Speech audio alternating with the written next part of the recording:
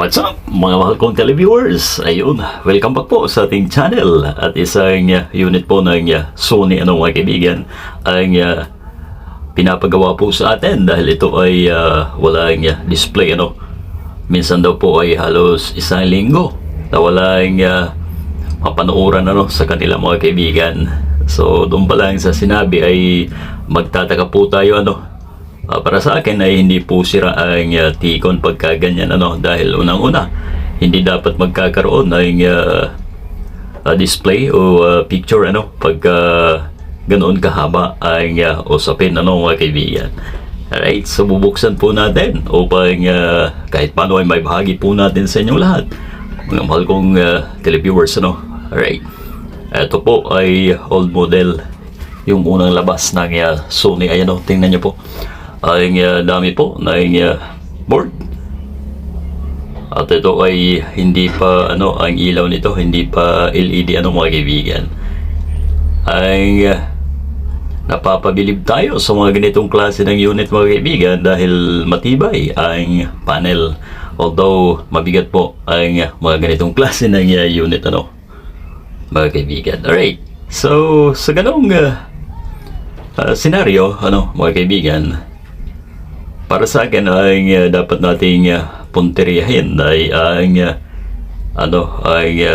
connection connector papunta sa ating T-Con mga kaibigan, as well as yung papunta din sa ating board mga kaibigan televiewers. So bubungkalin po natin ang takip sa T-Con. Dati ako naglilinis muna talagang matagal na po ang unit na itong kaya. Ito. Dito po sa ilalim ng metal ang T-Con display po natin. So ito. Diyan nakalagay ang ating suspect o yung connector na yun mga kaibigan. Madalas kasi sa Sony pagka ganitong unit ay tutuklapan po ang LPDS na yan mga kaibigan. So dito marahil ay yun din ang problema. Pero ang gagawin natin ay subukan muna natin linisin linisan. Alright, rather ng ating mahiwagang eraser baka sakali na madala pa sa ganong paglinis mga kaibigan Siyempre susubukan po lahat ng posible o dapat gawin sa isang unit na hindi nagdi-display, mostly pag ang usapan po ay matagalang panahon gaya po ng halos isang linggo ay wala daw pong problema. Alright, so ibig sabihin ay talagang may problema ito mga kaibigan ang ating connector. Meron daw eraser. Ayan ang titingnan na ito nga mga kaibigan. Bukod sa medyo maitim na po ang pins o yung contact, ayan ayun. So pag hinawakan ay nagtatanggalan na po ang balot. Pero yan naman ay safe pa dahil yung tatanggalan ng balot ay magkakasama naman po sa isang linya ang mga yan kung hindi ay uusok na po yan mga kaibigan. So sa may ganitong mga unit, yun po ang madalas na nagiging problema. Kahit hindi Sony ibang brand ng TV ay maaaring magkaganito rin po dahil sa tagal na po ng serbisyo ng ganitong TV mga kaibigan. Unang labas ng Sony at napagkamahal pa noon mga kaibigan eto, masdan nyo po. So ang the best na remedyo mga kaibigan ay palitan ang connector na ito kung may pamalit po tayo. Pero hindi rin po mawawala dapat yung isang gawain ng isang technician mga kaibigan ay gawin din muna ang parte lilinisin po natin sa pag-erase ng mga residue, kung ano-ano mga dumi o kalawang mga kaibigan. Yan ang gagawin natin. Right, panoorin niyo pong mabuti, no? Para nang sa ganun, baka may mga ganito kayo unit, kahit hindi suni, ay pwede rin na magkaganyan. Ito po ang tiko natin, mga kaibigan. Patagal na panahon, pero good pa rin. Kumuha lamang po tayo ng eraser, mga kaibigan. Alright, nagkakabululan tayo dito. Ayan. At dampian. Parang nag-erase lang, dahan-dahan lamang kasi pagka yan ay natuklap. Lalong wala na yung display ang ating unit. Ayan,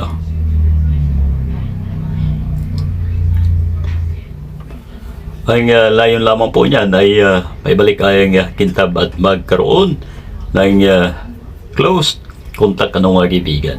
Walang loose. Alright. Tuyo po ang brush na ito, mga kaibigan, ha? Hindi dapat basa. Para matanggal lamang ang ating mga natirang bahagi ng pag-erase. Gaya sa papel, So, right. At nalinis na po natin. Hindi ko na pinakita pati yung flex natin, dalawa ay nilinis ko rin po, mga kaibigan. Ito na, balik na natin. Naibalik na rin natin ang connector, ang LPDS na yan, mga kaibigan, So, ang gagawin natin ay test ang ating ginawang ito. Harinawa ay magkaroon pa ng display, medyo matagal sa akin nakatambay ito dahil unang-una gusto ko muna bago buksan ay lumabas ang problema, mga kaibigan. And this time, ngayong umaga ay nagpakita nga po ang problema yun, mga kaibigan. May sounds pero wala tayong makita, yan sa kanyang screen. Silipin natin na yan. Plug-in ko na, mga kaibigan, titingnan natin.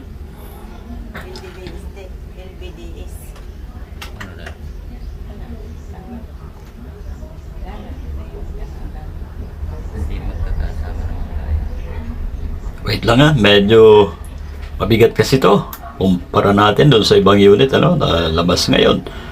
Sobrang bigat po nito dahil ang daming bakal, mga kaibigan.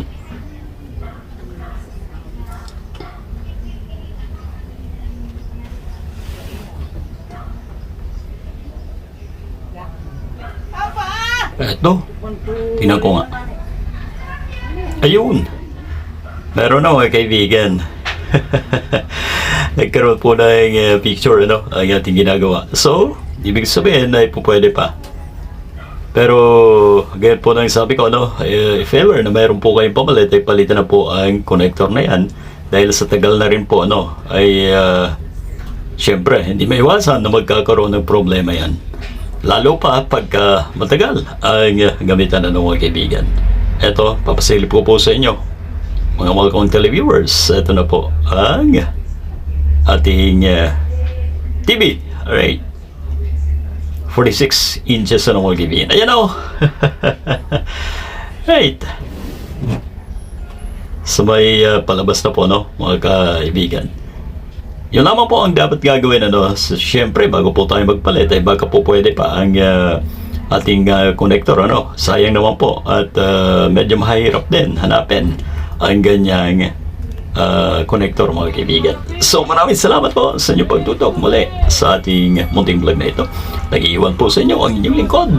Give a man a fish, you feed him for a day. Teach him how to fish, and you feed him for a lifetime.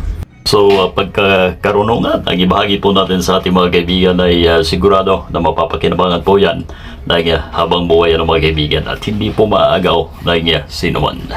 Maraming salamat po ulit sa inyong pagtutok, pakilike and share na ang ating video na ito, mga kaibigan.